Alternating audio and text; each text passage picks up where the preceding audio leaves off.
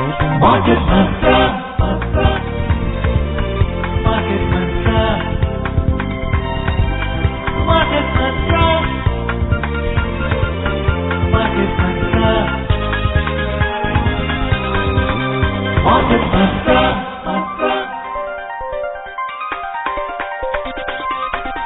Market Mantra.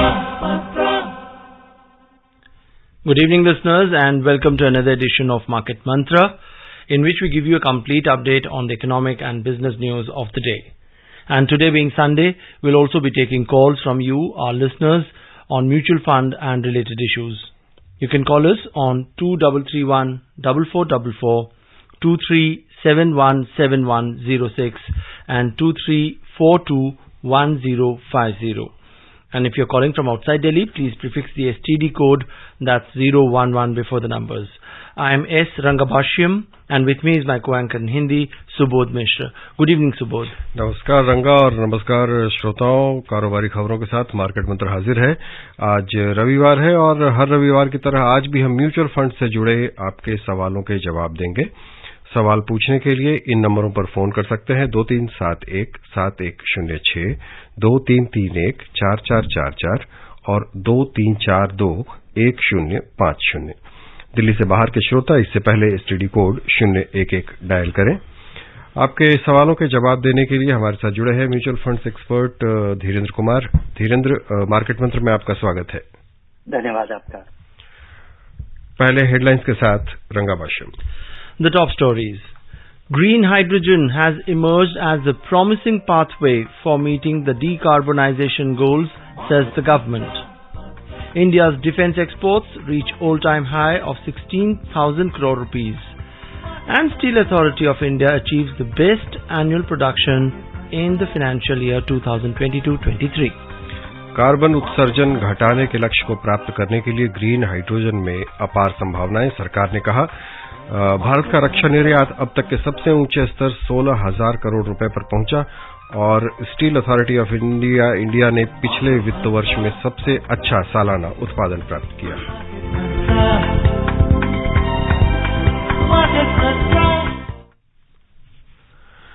आइए पहली खबर पे नजर डालते हैं। नवीन और नवीकरणीय ऊर्जा मंत्रालय में सचिव भूपिंदर सिंह भल्ला ने आज कहा कि कार्बन उत्सर्जन घटाने के लक्ष्य को प्राप्त करने के लिए ग्रीन हाइड्रोजन मुख्य उपाय के तौर पर उभर रही है। श्री भल्ला आज गुजरात के गांधीनगर में G20 के संबद्ध समूह बैठक से अलग हो रहे एक अन्य कार्यक्रम को संबोधित कर रहे थे।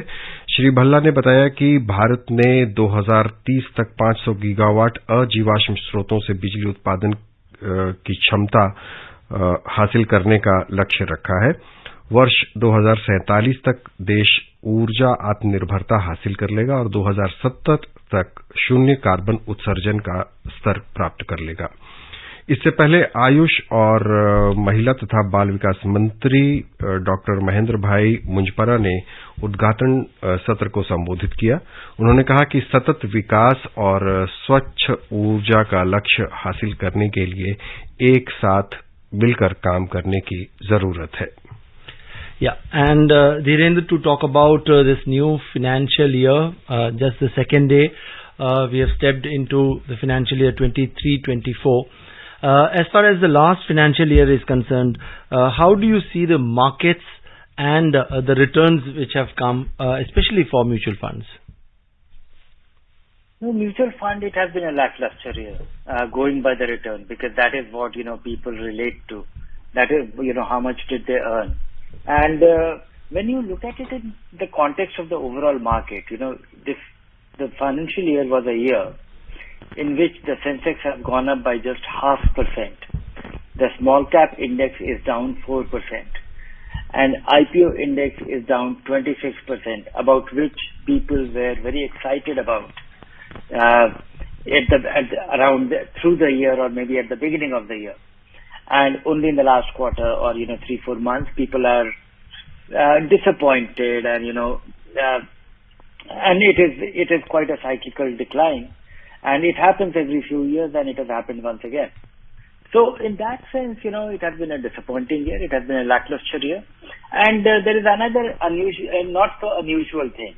What happens is when markets struggle, that is typically the time when interest rate also goes up. And when interest rate goes up, people have a greater sense of opportunity loss because, everybody might be thinking that they can well earn 8% from senior citizen savings scheme and their money has gone down by 5%, 10%, 15%.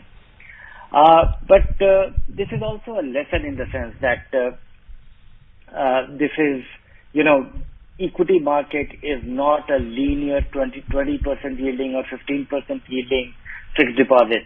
It comes in fits and bouts. Some year you get substantial return and many years you don't get anything. And that is what about it is. Then there is another notable thing in the financial year that has happened. And in fact, this financial year is a completely different one because you will have new tax regime, which will be the default. Besides that, if you look at, the debt fund, it came as a big surprise at the last moment, passing of the budget. And we came to know that debt funds will no longer be eligible as a instrument whereby all the gains will be subject to indexation, which was a concessional or preferential tax treatment. So in that sense, it's a completely different year. Dhiren, do you think the entire, mutual fund or investment ecosystem is kind of pushing, investors away from debt funds towards equity? No, that is not about the mutual fund ecosystem. It's the government. Because tax laws are, it's for the government to decide. And I feel that, the last minute change about the taxation framework of debt funds in India was a big surprise. It should have been talked about, discussed, but it's a government's prerogative. And but at the same time, I would say that it is wrong on part of government to tax anything which is not even beating inflation. Even in case of equity, there is a tax. There is a capital gains tax. You may, in 5 years' time, your money might go down by by 5%, and the inflation during the period might be 25%, and you will still be subject to tax just because absolute return. So absolute return means nothing. So a fair tax regime should definitely provide for indexation, and that is still available for many capital assets. We'll continue our discussion and especially on this tax. But कुछ callers इंतजार कर रहे हैं रंगा, उनके पास चलते हैं। मुंबई से काशीनाथ हैं हमारे साथ। काशीनाथ जी, स्वागत है आपका, सवाल पूछें। गुड इवनिंग मार्केट मंत्रा टीम। Good evening. मेरा सवाल धीरेन्द्र जी से यह है कि पिछले हफ्ता धीरेन्द्र एक श्रोता ने पूछा था कुछ शेयर के बारे में, तो धीरेन्द्र जी ने बोले थे कि दम शब्द का यूज किए थे कि जिस कंपनी में दम है उसी कंपनी का शेयर अगर एक बार गिर जाता है फिर बढ़ने के चांस है, लेकिन जिस कंपनी में दम नहीं है तो उसी कंपनी का शेयर अगर एक बार गिरेगा वो फिर बढ़ेगा नहीं। तो मेरा सवाल ये है कि क्या धीरेन्द्र जी बता सकते हैं क्या सर येस बैंक में दम है? धन्यवाद जी। यस धीरेन्द्र। नहीं, येस बैंक में अभी दम नहीं है, पर कंपनियों में जो ये दम की बात है, ये दम आता जाता रहता है। और येस बैंक के डूबने के कगार तक पहुंचने का कारण ही यही था कि उसका दम खत्म हो गया था। और बैंक बहुत आसानी से अपना दम तोड़ देते हैं, क्योंकि 1 रुपए की पूंजी होती है और आप 19 रुपए उधार लेते हैं, आप 20 रुपए उधार ले सकते हैं। और ऐसी स्थिति में मामूली गलती भी आपके एक बैंक को डुबा देती है। तो चूंकि ये बहुत ही बड़ा लिवरेज्ड सेटअप है, आप बैंक की अपनी पूंजी बहुत कम होती है जो शेयर होल्डर्स की होती है, इसलिए बैंकों को जरा बारीकी से देखना चाहिए। बैंक काफी खतरनाक साबित हो सकते हैं और खासकर उन बैंकों से डरना चाहिए वो जो बहुत रफ्तार से बढ़ रहे हों। वैसे बैंकों से डरना चाहिए जो कई बार ऐसा लगता है कि इसका जोड़ नहीं है या इसमें बहुत दम है, अचानक अगर कुछ बहुत शानदार लगने लगे तो उन बैंकों से डरना चाहिए। लेकिन कंपनियां बदलती रहती हैं, कई बार बहुत कमजोर कंपनी भी दमदार हो जाती है, कई बार दमदार कंपनी भी कमजोर हो जाती है। इसलिए इक्विटी इन्वेस्टिंग बहुत बड़ा अपॉर्चुनिटी प्रेजेंट करती है बारीकी से देखने वालों के लिए, समझने वालों के लिए। लेकिन अगर मोटे तौर पे मुझे अगर दम वाली कंपनी को एक्सप्लेन करना हो तो बहुत सालों तक जो कंपनी अपना सामान जो बेचती है, जो भी गुड्स और सर्विसेज बेचती है, वो बढ़ा पाती है, मुनाफा बढ़ा पाती है, और अपने पूंजी पे अगर उसका जो रिटर्न है वो बरकरार रहता है, तो दमदार कंपनी का डेफिनेशन यही का माना जाएगा. Right. Well, listeners, you are tuned in to the phone-in edition of Market Mantra on All India Radio. And just to remind our listeners, our telephone numbers, wherein you can call up and talk to our expert. Our phone numbers are 2331 4444, 23717106, and our third line is 23421050. And as always, if you're calling from outside Delhi, you need to prefix the STD code, that's 011 before the numbers. Let's continue with our phone calls. We have Harish joining us from Faridabad in Haryana. Good evening, Harish, and welcome to Market Mantra. Good evening, sir. Good evening, Narendra sir. Yeah, go ahead. Put your question. Sir, मैं मतलब मेरे पास ICICI bank का balance fund है, और दूसरा मेरे पास आदित्य बिरला का tax saver fund है, और ब्लू चिप फंड मेरे पास एसबीआई का है, डायरेक्ट मैंने कर रखा है. लेकिन सर अब मैं ये जानना चाहता हूँ कि मैं लाइटली कैप या स्मॉल कैप में मैं कौन से में रिटर्न की उम्मीद 2-3 से 5 साल के बीच में कर सकता हूँ, जिसमें मेरे को रिटर्न अच्छा मिलने के चांस हो. और दूसरा सर, मतलब एक स्मॉल कैप या जो भी मतलब आप बताते हैं, तो उसका नाम भी जरूर बताएं जो जिस समय जिसकी रेटिंग अच्छी है. एक तो मैं आपको आगाह करना चाहूंगा कि ये 3 साल की अवधि इक्विटी के लिए ही उचित नहीं है, लेकिन फिर भी आप अगर निवेश करना चाहते हैं तो आमतौर पे आपको balance fund, aggressive hybrid fund में निवेश कीजिए. हालांकि किसी भी तरह के डोमिनेंट इक्विटी इन्वेस्टमेंट के लिए 5 साल का निवेश आपके ध्यान में, आपके दिमाग में होना चाहिए. वो टाइम फ्रेम यहाँ उचित है. दूसरा, अच्छे स्मॉल कैप फंड तो मैं बता दूंगा, लेकिन अच्छे स्मॉल कैप के लिए जरूरी है कि आप 5 साल ही नहीं 7-8 साल का दिमाग में अपने रखिए. 7-8 साल के पहले ऐसे 3-4 साल की अवधि ऐसी रही है पिछले दिनों में, जिसमें स्मॉल कैप में आपको बहुत नुकसान हुआ है. तो 4-5 साल भी काफी नहीं है स्मॉल कैप फंड्स के लिए.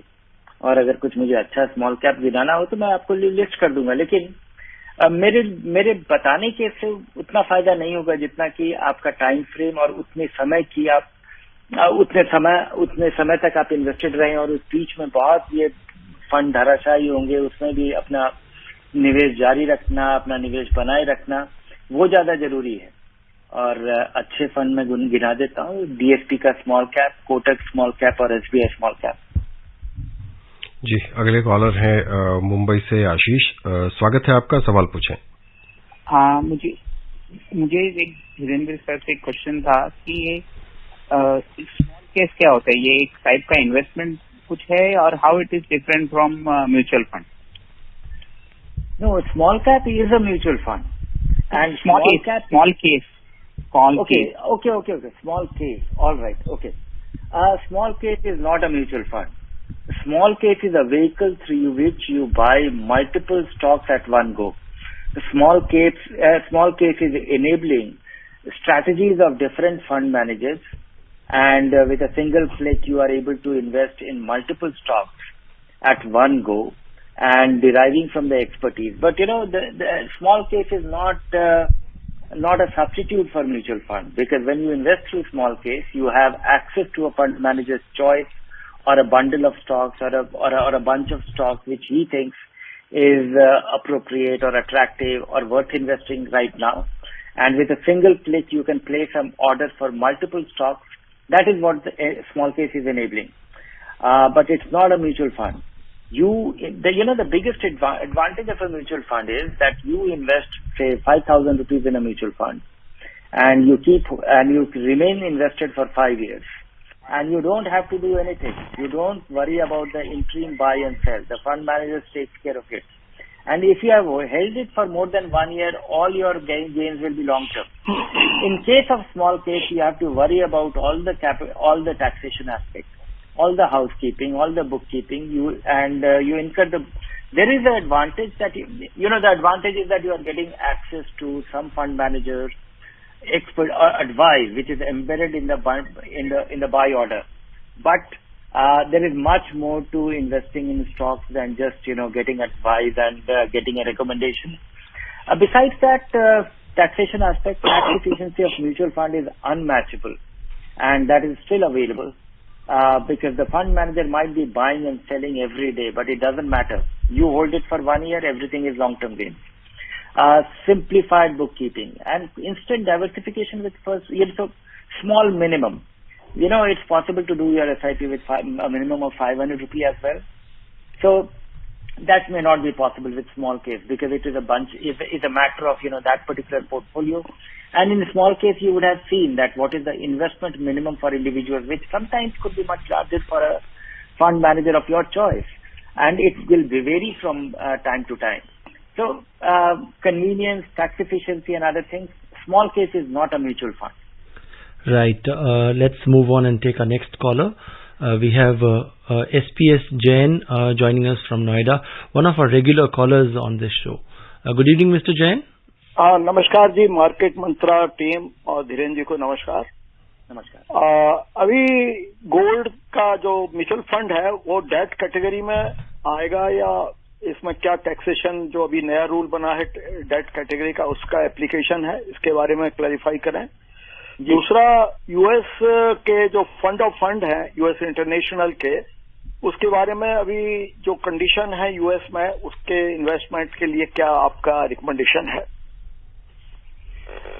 जी, पहला सवाल जिसमें कि इंटरनेशनल ये यूएस जो मिसाइल फंड्स भी आ जाते हैं कि जो डेट फंड के लिए जो नियमों का बदलाव हुआ है कि 3 साल तक होल्ड करने पे जो इंडेक्सेशन आपको मिला करता था अब नहीं मिलेगा, वो गोल्ड पे भी लागू होता है और वो इंटरनेशनल फंड पे भी लागू होता है। क्योंकि हमारे यहाँ टैक्स लॉज का जो नियम था वो उसका आधार बहुत ही अनयूजुअल तरीके का था कि जो इक्विटी फंड नहीं है वो सबका ट्रीटमेंट डेट फंड की तरह होता था।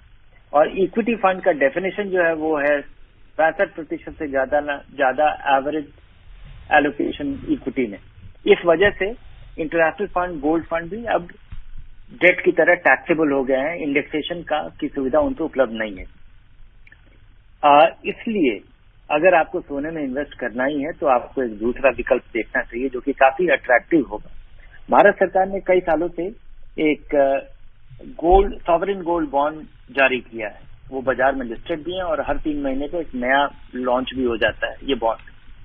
तो आप नए में अगर लगाएं और आखिरी और इनका जो टर्म है, इनकी जो मियाद है ये 8 साल होती है। तो अगर आप शुरुआत में खरीदें, शुरू के इश्यूएंस में, और 8 साल तक होल्ड करें तो इससे मिलने वाला सारा गेन्स टैक्स फ्री है, तो आप इससे बच सकते हैं। अगर बाजार में कोई लिस्टेड है जिसको कि आप बाजार से खरीदते हैं तो उस पर मिलने वाला जो रिटर्न है वो भी long term capital gains indexation का की सुविधा उस पर मिलती है। और इंटरनेशनल फंड ये भी अब टैक्सेबल हो गया, तो इसमें पैसा लगाना अब काफी कम अट्रैक्टिव है। क्योंकि मुझे लगता है कि इक्विटी में इन्वेस्ट करना और उस पर कम इंडेक्सेशन का भी छूट नहीं मिलेगी, सारा मिलने वाला रिटर्न जिसका कैरेक्टर ही कैपिटल गेन्स है, आप बहुत बड़ा रिस्क ले रहे हैं। इसमें पैसा आपका आधा हो जाता है, कभी काफी सालों तक इंतजार करने के बाद रिटर्न भी मिलता है। और जब भी रिटर्न मिलेगा तो ये आपकी आमदनी की तरह ट्रीट किया जाएगा। ये मुझे लगता है बड़ा अनुचित है और बड़ा अनरीजनेबल है।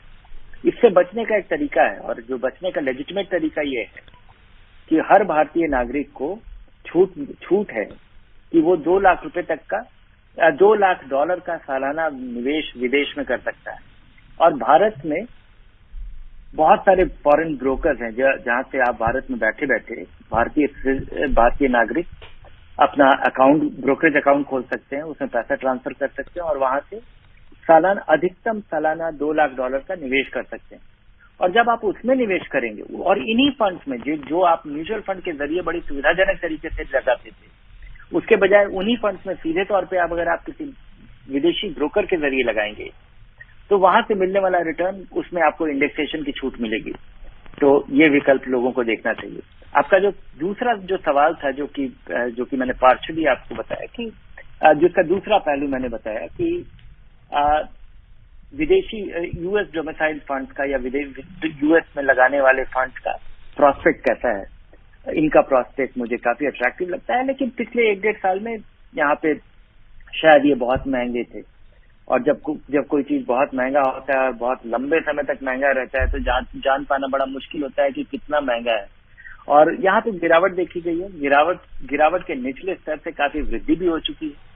मुझे लगता है कि अगर लंबे समय का नजरिया हो तो जो खासियत है विदेशी इस बाजार की कि टेक्नोलॉजी के दुनिया भर के लीडर इन फंड्स के जरिए आप खरीद पाते हैं। अगर आप नैस्डैक 100 की बात करें या फैन प्लस की बात करें या S&P 500 की बात करें, तो यहाँ पे एक बहुत ही जबरदस्त तरीके का एक खास कॉम्पिटिटिव एडवांटेज वाली बहुत यूनिक, डिस्टिंक्ट, स्केलेबल और दुनिया भर में छाई हुई बिजनेसेस में आप अपना पैसा लगाते हैं।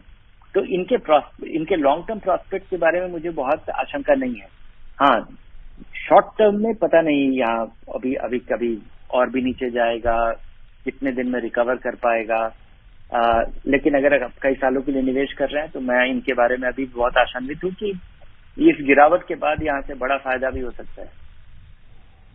जी, अगली कॉलर है दिव्या दिल्ली से।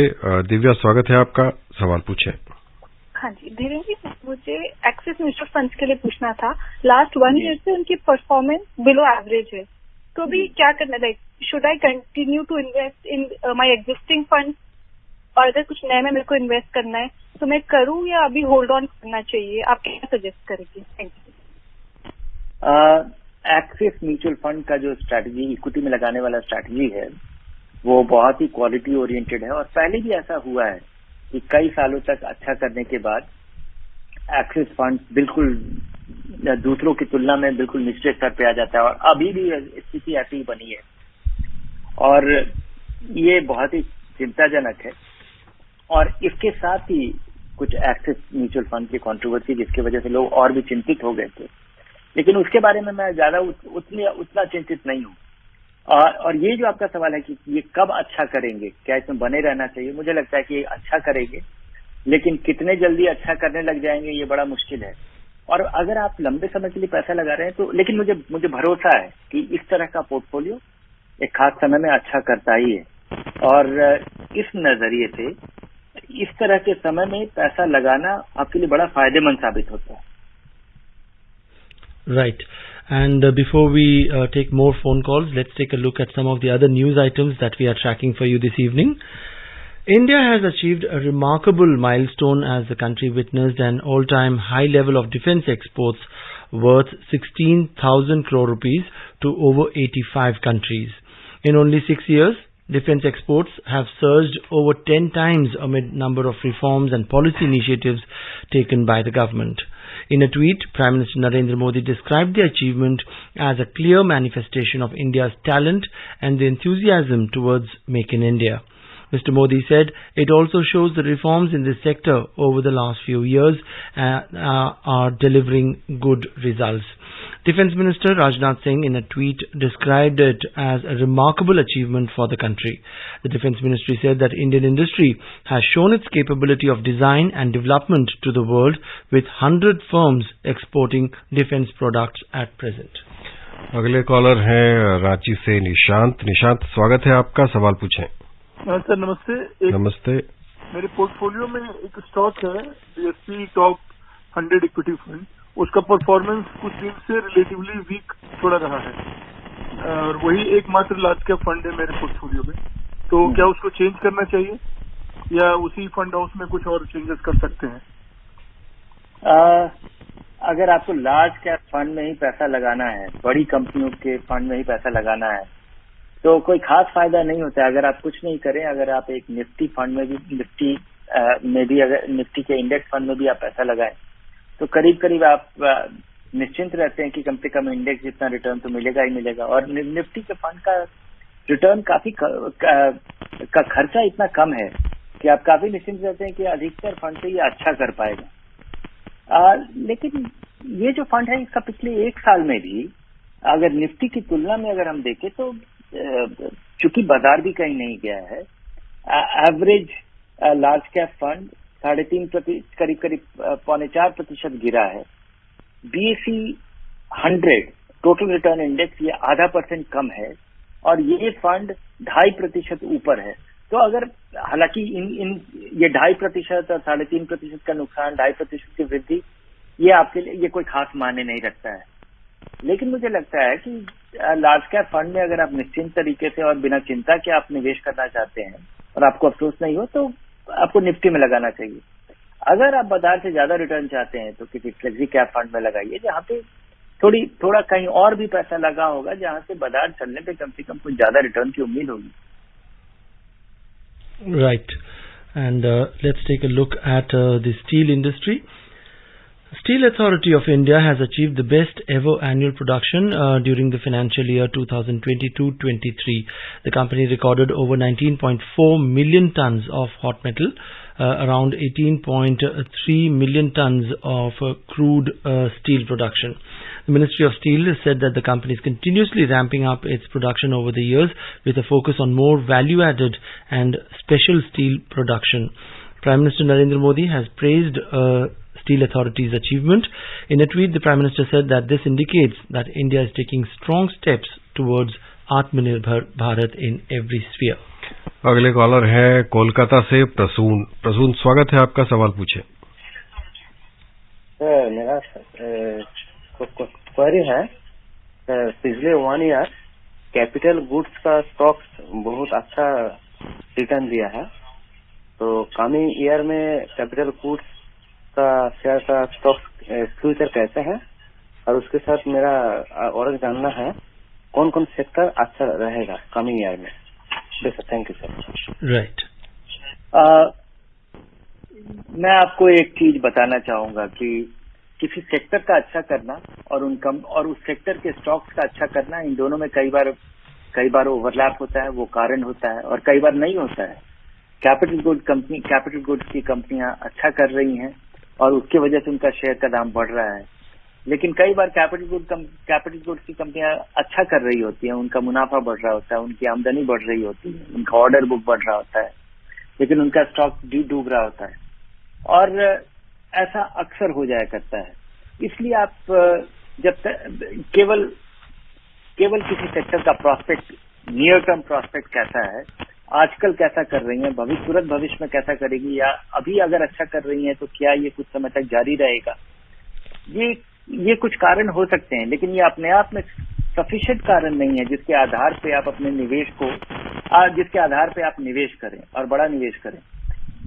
इसलिए मेरी सलाह होगी कि और ऐसे भी मैं तो मुझे इतनी विस्तृत जानकारी नहीं है कि कौन सा सेक्टर खासकर अच्छा करेगा।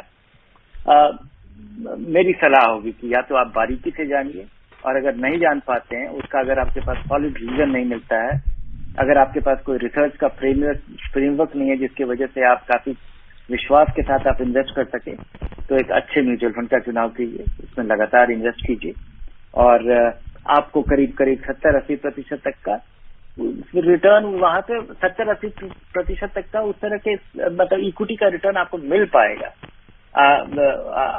बाजार को अभी आप अक्सर बीट कर पाने की संभावना रखेंगे। Right, and let's take a look at some of the other news items. Two-wheeler maker Suzuki Motorcycles India today said that it has posted a 49% jump in its vehicle sales at more than 97,000 units in March over the same month of 2022. The company sold 73,069 units in domestic market and exported more than 24,000 units in the previous month, Suzuki Motorcycles said in a statement. Gujarat Cooperative Milk Marketing Federation, which sells dairy products under the Amul brand, today said that its revenue grew by 18.5% to 55,055 crore rupees in the financial year 2022-23. आज वक्त इतना ही है। धीरेन्द्र, कार्यक्रम से जुड़ने और श्रोताओं के प्रश्नों के जवाब देने के लिए बहुत बहुत धन्यवाद। धन्यवाद आपका। And before we close, a quick look at the top stories. Green hydrogen has emerged as a promising pathway for meeting decarbonization goals, says the government.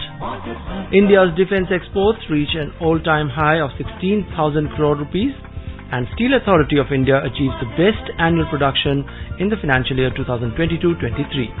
And with that, we come to the end of this edition of Market Mantra. Thank you so much for joining us. Goodbye.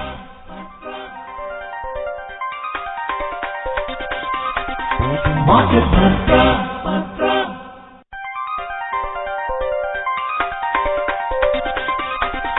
Market Mantra.